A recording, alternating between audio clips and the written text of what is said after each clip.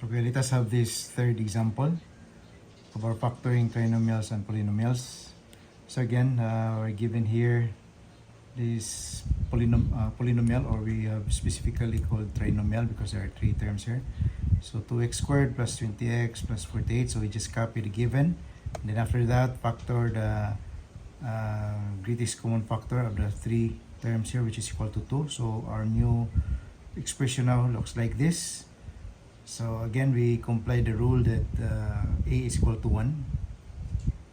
So this takes the form like this, as you can see. So the next thing to do is to factor the first term, which is we have x and x, and then the third term we have these possible factors. We did not include negative factors here because if you look at the middle term has the positive. Okay, so positive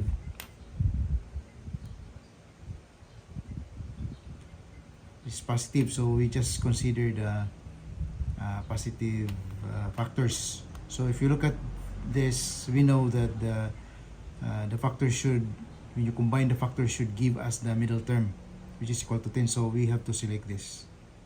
Okay, so 6 and 4 will give us, when you add this, when you combine 6 plus 4 equals 10. So this will give us the middle term. So the factors therefore are, so we have here the x. So this is our first x here, and our second x must be put here. Then after that we have positive 6. Okay, then we have positive 4.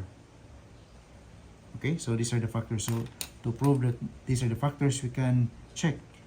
We have x plus 6 times x plus 4. Okay, so when you distribute and multiply, we have x squared, we have plus 4x, then we have plus 6x, then we have plus 24.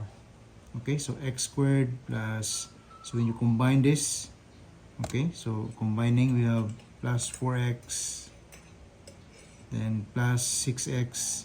So when you combine, you add, so we have 4 plus 6 is 10.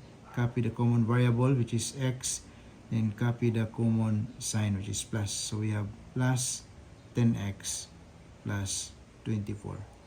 Okay, so this is exactly the middle term, but we still have to multiply by 2 because 2 is part of this expression. So when you multiply this by 2, this one, when you multiply this by 2, okay, so x squared plus 10x plus 24.